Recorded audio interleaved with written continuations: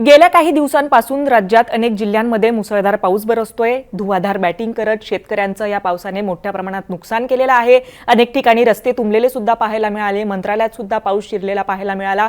याचबरोबर शेतकऱ्यांच्या शेतीमालाचं सुद्धा मोठ्या प्रमाणात नुकसान झालेलं आहे। केळी पिकाचं असेल, द्राक्षाच्या बागांचं असेल आणि अक्षरशः कांद्याच्या पिकाचं चिखल झालेले सुद्धा व्हिडिओ सोशल मीडियावर मोठ्या प्रमाणात शेअर होत आहेत।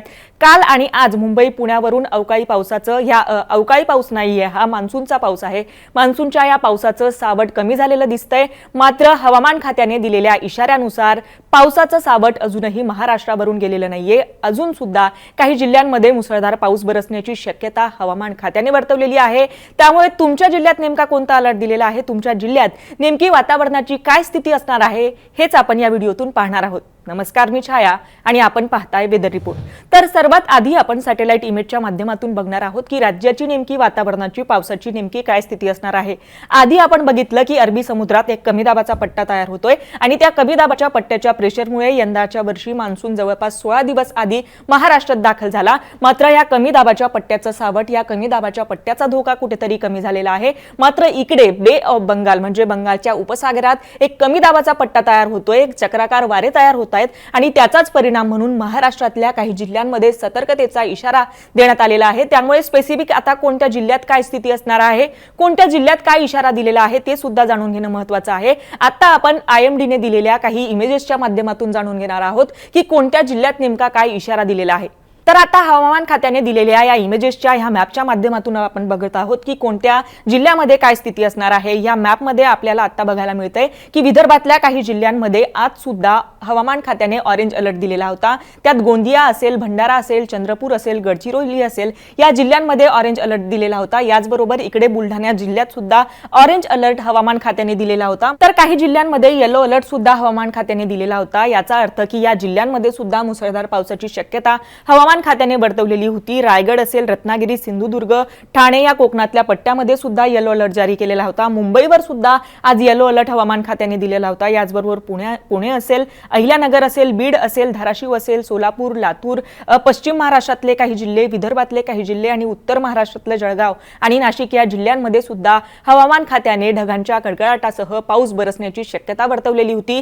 हवामान खात्याच्या आजच्या या अंदाजानुसार तुमच्या इथे पाऊस पडतोय का, आम्हाला कमेंट करून नक्की कळवा। आता उद्याची काय स्थिती असणार आहे ते सुद्धा आपण या पुढच्या मॅपच्या माध्यमातून बघतोय। आपण या मॅपमध्ये स्पष्टपणे बघतोय की बऱ्यापैकी पाऊस ओसरलेला उद्या असणार आहे। बऱ्याच ठिकाणी कोणताही अलर्ट दिलेला नाहीये, मात्र विदर्भात उद्या सुद्धा पाऊस बरसण्याची शक्यता हवामान खात्याने वर्तवलेली आहे। विदर्भातल्या अनेक जिल्ह्यांमध्ये येलो अलर्ट हवामान खात्याने जारी केलेला आहे। आपण बघतोय की गडचिरोली, गोंदिया, चंद्रपूर, नागपूर, अमरावती, यवतमाळ, अकोला, बुलढाणा आणि वाशिम विदर्भातल्या या संपूर्ण पट्ट्यामध्ये विजांच्या कडकडाटासह सोसाट्याच्या वाऱ्यासह पाऊस बरसण्याची शक्यता हवामान खात्याने वर्तवलेली आहे। मात्र अनेक जिल्हे याला अपवाद असणार आहे।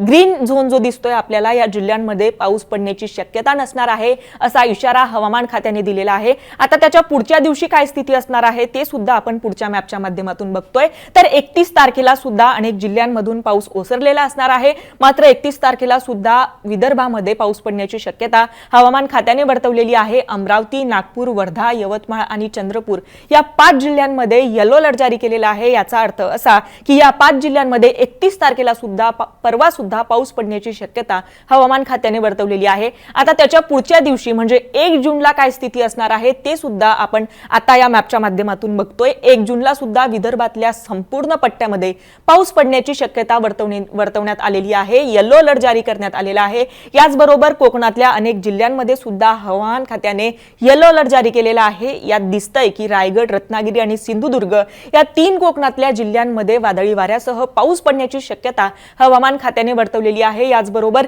विदर्भातलं नागपूर असेल, गडचिरोली, गोंदिया, चंद्रपूर, वर्धा, यवतमाळ या विदर्भातल्या संपूर्ण पट्ट्यामध्ये सुद्धा येलो अलर्ट जारी केलेला आहे। आता याच्या 5व्या दिवशी म्हणजे 2 जूनला काय स्थिती असणार आहे ते सुद्धा समजून घेणं महत्त्वाचं आहे। तर 2 जूनला बऱ्यापैकी पाऊस ओसरलेला असणार आहे। मात्र 2 जूनला सुद्धा विदर्भातल्या काही जिल्ह्यांमध्ये, मग त्यात वर्धा असेल, चंद्रपूर असेल, गडचिरोली असेल, याचबरोबर कोकणातलं रत्नागिरी आणि सिंधुदुर्ग या 5 जिल्ह्यांमध्ये पाऊस असण्याची शक्यता हवामान खात्याने वर्तवलेली आहे। या काही जिल्ह्यांमध्ये हवामान खात्याने सतर्कतेचा इशारा दिलेला आहे।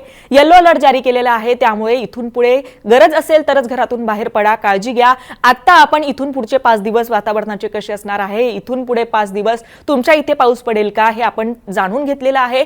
तुम्हाला या संदर्भात आणखी काही प्रश्न असतील, मग ते वेदर रिपोर्ट संदर्भात असतील, कमी दाबाच्या पट्ट्या संदर्भात असतील किंवा मान्सून संदर्भात असतील, आम्हाला कमेंट करून नक्की विचारा. आणि मुंबई तकला जर आपण सबस्क्राईब केलं नसेल तर मुंबई तकला नक्की सबस्क्राईब करा. अशाच व्हिडिओसाठी पाहत रहा मुंबई तक.